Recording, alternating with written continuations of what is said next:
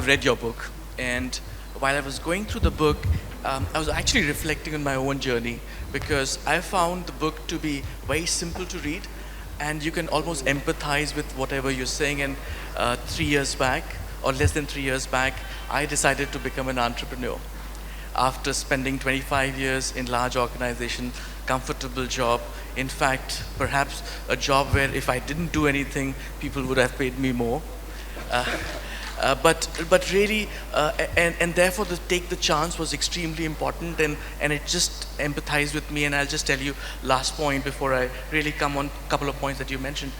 So when I did, start my entrepreneurial journey about 2 years back, 2.5 years back, COVID hit, and everybody was closing down, and we were opening our shop. And really, the 2 points that you've made in the book, which resonated, which is about being positive and taking a head-on decision, and being positive about those decisions, really helped us because when COVID hit, I could compete with any consulting company in the world at no cost because all of us were online. And I thought I was just reflecting that. But coming to the point that you made, and you said, you spoke about the fact, what motivated you. But I also believe it's personal experiences that get reflected in the book. Very keen to understand one or two of your personal experiences which is getting reflected in the lessons that you have in the book. All right. So the other part of saying yes, I told you, the key of the book is to make those choices between yes and no. And in these 2 words, yes or no, the whole philosophy of the book unrolls.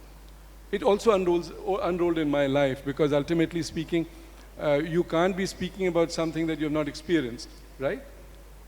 So I'll just give you a couple of examples right now of the thing. One of it was that I very strongly in my mind said yes to failure, and I said yes to adversity, and so on, fully understanding the import of saying yes, because it brings responsibility, and then it's yours to deal with it. So I'll come to the first part, which is the story about saying yes to adversity.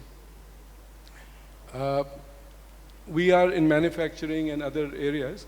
So, but the manufacturing area, we had a plant, that time only one. This is more than 10, 12 years ago. And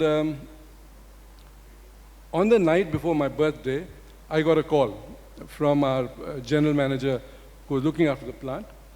And he said, Mr. Dewan, I have bad news.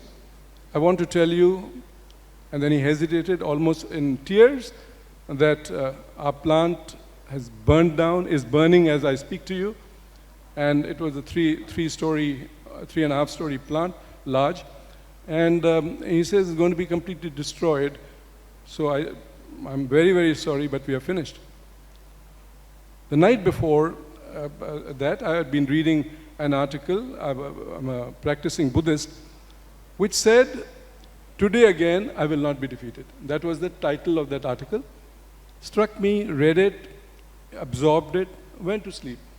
12 o'clock at night, when he tells me that we are finished, I don't know where it came from, but I said, we are not finished. The plant has burned down. They're two different things. We are still alive, kicking, and we have still the ability to respond and do something about it. So anyhow, I said, tomorrow morning I'll come. So I came the next morning, went to the plant, saw that there were hundreds of people gathered around, fire tenders and so on. The fire was still fully blazing at this moment. And they invited me to come in, hardly an invitation, but whatever you might say.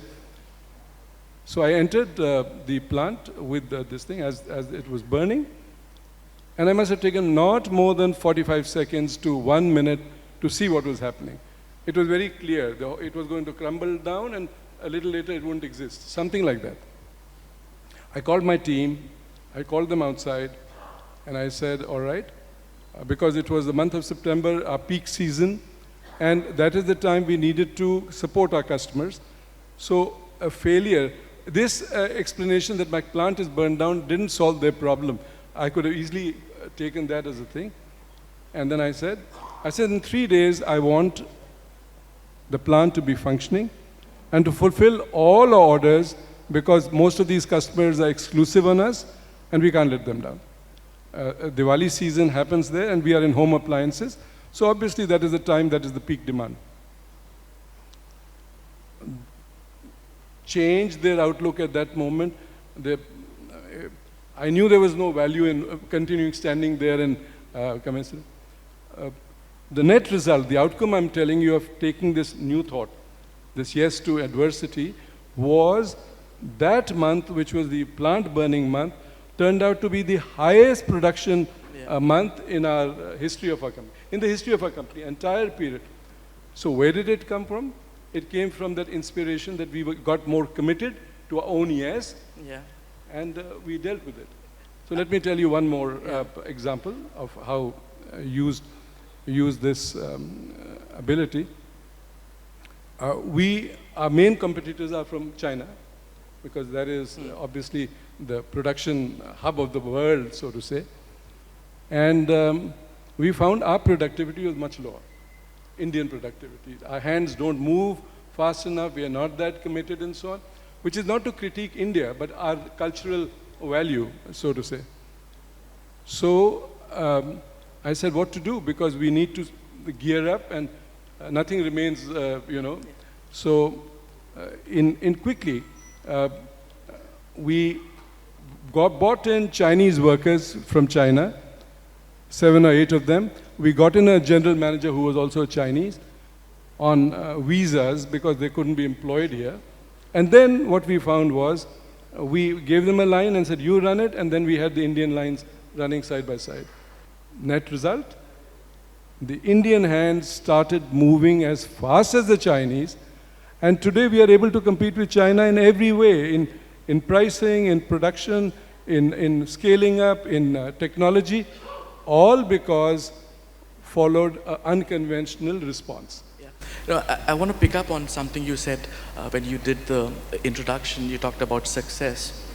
One of the things that I have noticed is as you become more successful in whatever way you define, and very often that definition is based upon what the society defines success as opposed to your own success, which probably creates the, you know, therefore we don't take it. But once you do become successful, you take much less chances.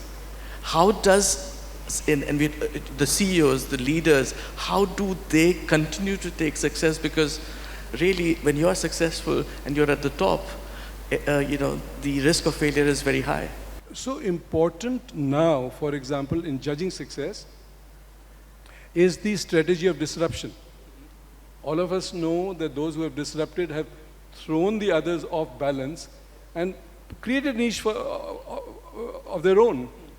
So this ability to understand that it's by doing the same thing over and over again and exulting in the success is short-lived.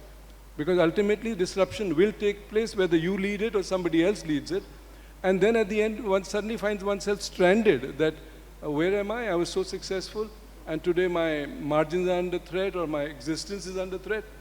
So I'm saying when one says yes, one is also saying yes to innovation, always, and reordering and rechanging.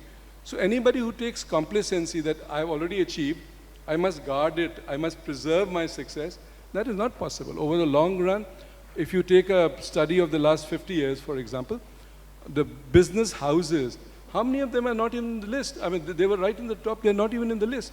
So that the ability to take that in your stride. You know, while reading your book, there was one particular section or a chapter on karma, and I found that extremely interesting. And you said karma is not fatalism. Interpret correctly, it gives you the power to shape your destiny. Really want to understand what did you mean by that, and how does that happen in a practical way? So karma, of course, as some other speaker I was here in the room also spoke about karma, is something that, you know, as I mentioned to you, we practice Buddhism, and a large part of knowledge, especially as far as karma is concerned, comes from there. It's not my own definition of karma. So karma is created by the way you think, say, do, and imagine. Think, say, do, imagine. If these are changing, then your karma is changing. Your destiny is changing because the rewards that you get, it's a kind of a relationship between cause and effect.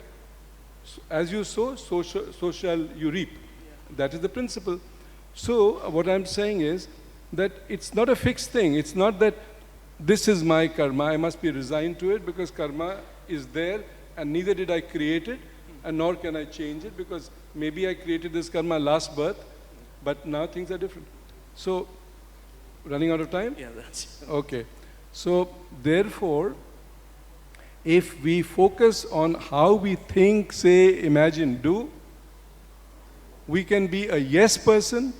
If we say differently, which is now what can I do? I mean, karma is karma and it follows its own course. That's what I meant, that we have the right from the moment we take grip of this concept to starting a change process, and the change process will automatically change the outcomes. Yeah. No, thank you so much. I wish we had more time, but really this book is about creating possibilities by taking everyday decisions. I really appreciate you being here, and I encourage ladies and gentlemen to read this book. It's a very, very lovely read. Thank you so much. Thank you very much indeed.